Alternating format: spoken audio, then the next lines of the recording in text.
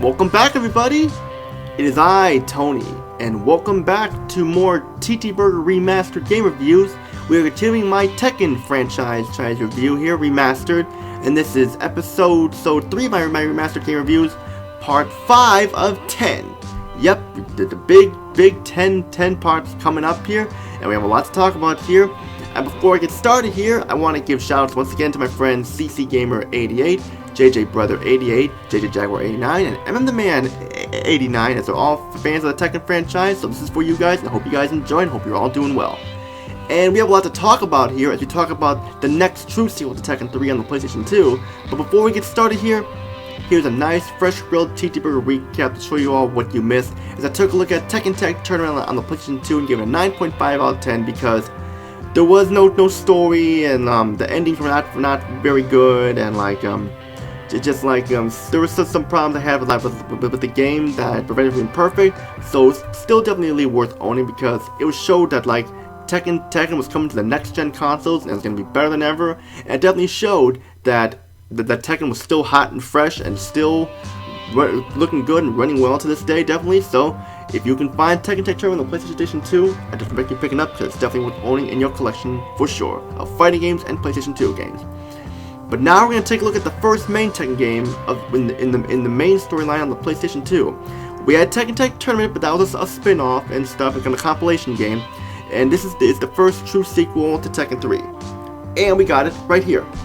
Here's Tekken 4 on the PlayStation 2, released in the arcades of August 2001, and then on the PlayStation 2, September 23rd, 2002, like less than a month before my 14th birthday. And all I can say right now, Tekken 4 is a great game. It comes very close to being perfect, but there are some complaints I have there which I will get to later. And a lot of people hated Tekken 4. They say it's the worst Tekken game ever made, worse than Tekken 7, because of not as many characters as there was in Tekken Tag Tournament. They changed the fighting needing seem around and stuff and everything, and just gonna change the controls around a little bit. And I do understand that people can be upset about that, but the gameplay has changes to it. But this was a new game. They wanted to try different stuff to see it would work, and it does for the most part. It does. We got some new modes, more story this time, more voice acting, and so this was the first Tekken game where the characters had spoken dialogue. I mean, sure, in Tekken 3, Julia did change. I mean, she was talking, but she was like the only one that talked, so we kind of really didn't count that there. But this adds more to the Tekken franchise, and this is what we get here in the end. The story takes place 2 years after Tekken 3. Heihachi Mishima and his scientists have captured samples of Ogre's blood and spliced it with Heihachi's chromosome to make him immortal. However, the experiment failed due to Heihachi lacking the devil gene that his grandson Jin Kazama possesses. Jin disappeared after the King of Iron Fist Tournament 3 and fled to Australia to train at a dojo day and night to unlearn the Mishima-style karate and wanted nothing to do with the Mishima bloodline. Heihachi learns that his son Kazuya Mishima's body, who died after being thrown to a volcano at the King of Iron Fist 2, is being stored in the labs of G Corporation. When the Tekken Force raided the laboratory, they were wiped out by none other than Kazuya himself, who was revived and brought back to life by the G Corporation. In an attempt to capture Jin Kazama and Kazuya Mishima to possess the Devil Gene to become immortal, Heihachi announces the King of Iron Fist Tournament 4, with the top prize being ownership of the Mishima Zaibatsu. It's a great story, deeper story, more story this time due to the cutscenes and more voice acting, and definitely the best story so far in the Tekken franchise. The presentation, I gotta say, the presentation is great. It's improved over Tekken Tag Tournament. Better graphics, and definitely takes advantage of the PlayStation 2's hardware. And because this game was on a DVD-ROM, it showed that they were able to take advantage of that by putting all what they could on a DVD-ROM for sure, and it showed and it looked fantastic. They have great character models, they have more detail to them, and they look more realistic. I will admit though, some of the costume designs do not look very good. They look weird looking, but still they are great character models. The backgrounds look great, but some of them are small quarter backgrounds that are cramped up, and some of them feel out of place, like the parking garage and the rooftop look like they belong in different games, but still for the most part the backgrounds are great. And the cutscenes look nice too. I mean it's like they got these pre-rendered cutscenes which actually has voice acting, and they look and animate really well. Some people didn't like how they looked, but you gotta remember, this was the PlayStation 2. This was the best they could do for its time, and this was 2002 when the PlayStation 2 version came out. So it was only so much they could do. Sound, I gotta say, the sound is also really good. Great music, and even though the arcade soundtrack of this game is nowhere to be found, the music of the PlayStation 2 version comes very, very close. My favorite song in the game is the song you hear when you're in the mall, which is my favorite level and stuff. And like the music, some of it may not sound like fighting game music. It still comes very close, and I like the music. The characters for this, and this was the first Tekken game to have voice acting, full voice acting. The characters, for the most part, speak in their native languages, like Jin Kazama, Kazuya Mishima, and them speak Japanese, and along with Yoshimitsu and Hachi Mishima. And characters there's like Hwarong speak Korean, and there are characters like Nina Williams and stuff. They speak in English. The voice acting is good, but could be a little bit better and stuff like that with some of the English voice actors. But still, they're good for the most part. Although I do wish some of the endings had more spoken dialogue in them, but that's just me. The gameplay of Tekken 4 is great. It's great, but it has some problems. First off, this game feels like Tekken. You have your moves, your throws, your special moves, your punches and kicks, and more. It feels like a Tekken fighting game for sure. Feels like the Iron Fist, the King of Iron Fist tournament. And you have 3 new modes aside from arcade, time attack, team battle, versus, and more. You have story mode, which tells the story of each character. You have an opening cutscene with a narrator and with still images, and then you have an ending cutscene, which is full 3D and stuff, and has full voice acting. You go through 8 stages until you face Hachi at the end, and that's basically what you do with the story mode there. You have Tekken Force mode, which was in Tekken 3, but here it is a 3D beat-up instead of a side-scroller beat-em-up, where you fight the Tekken Force once again, and until you reach the end of the Temple Hanmaru to face Hachi, and you can unlock the stage at the end there.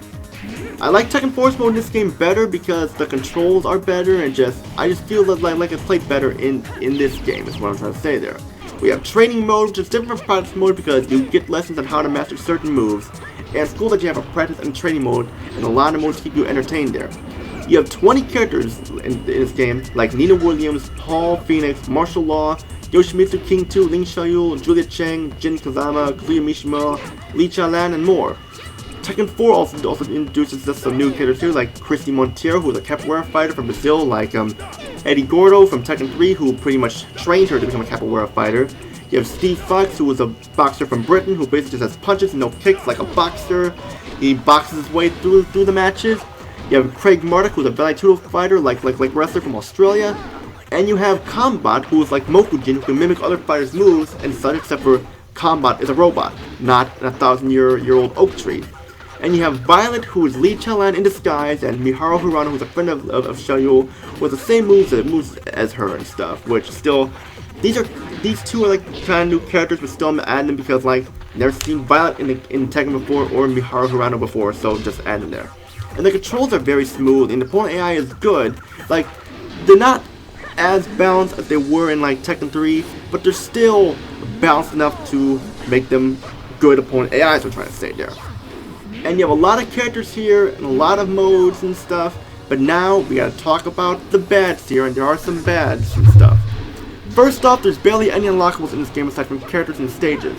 And it is kind of a bummer because like, it would have been nice if we had Tekken Bowl tournament in this once again, or some like different type of like mode, like fight differently. Like it would be nice to have like the tag mode as a feature and stuff. And Tekken tournament this as like a bonus or like that. And the final boss in the game is Hachi Mishima, and it is nothing wrong with having him as the final boss. He was the final boss in the original Tekken, but it comes off as somewhat disappointing comparing to Ogre from Tekken 3 and Devil Kazuya from Tekken 2. Just a little disappointing. And only 8 stages once again, and they go by fast depending on how good you are. And some of the key characters from previous games are missing, like Anna's missing, the Jack, or there's no Jack 4, or any of those characters or anything like that are in this game. So like just that, with some key characters are missing and stuff, it's kind of a disappointment there a little bit when it comes to the character roster. But still, like, there's enough characters to hold you over. And also, for some reason though, characters like Nina Williams and Jin Kazama, you have to unlock them this time. they're just strange because you never had to unlock Nina or anyone or Jin or anything like that in the Tekken games at all. And it's especially strange because Jin Kazama is the main protagonist and you have to unlock him, but you only have to beat story mode one time to unlock them, so it's not that big of an issue. And also, for people who like Jin Kazama, his fighting moves are different this time, so he has new moves and stuff and attacks. So I'm just saying there, like it'll take some time to get used to the new Jin fighting moves and stuff. So I'm just saying there, but I wasn't the biggest fan of Jin Kazama, so it didn't bother me. But I know how it feels for like people who like Jin. Is what I'm trying to say there. But aside from that, though, I know it seems like a lot of complaints here, but really the game is really good, and it's definitely a great next-gen sequel to Tekken 3. But it's just that it's not going to be getting a perfect tender and stuff. Is all I'm gonna say. So final thoughts here, you liked Tekken Tag Tournament, and you like Tekken 3, and you want some more taste of Tekken, this game is the way to go, definitely. Due to the complaints I have with it, once again, the score we give it is a 9.5 out of 10.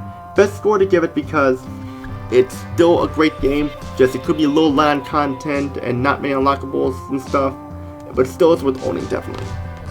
And that's it for this episode of my Tekken Remastered Series review. This is part of episode 3, my Remastered Game Reviews, part 5. Stay tuned for part 6, where we're going to be taking a look at another spin-off starring the Irish assassin Nina Williams in Death by Degrees. This is not a fighting game, it's an action game. It's an action like survival game, stealth game, with Nina Williams in it. It's a spin-off too. Now how does this game fare? Like, I know this is not a fighting game, but how does this fare? Made by Namco and Project Check Nina? Find out in part 6. Which all I gotta say, you know what to do. Hit that subscribe button, hit the like button, comment down below, and join my Discord group, TTBurger Gamers United, in the link description below, so click on it, and just feel free to join because it won't go away for 24 hours, it's a permanent link, that'll stay there. And that's pretty much it for part 5, my Tekken Remastered Series review. Stay tuned for part 6 when we look at Death by Degrees, starring Nina Williams, which all I gotta say is, it's Tony, peace out, have a great day, and see you all in my review of Death by Degrees, starring Nina Williams.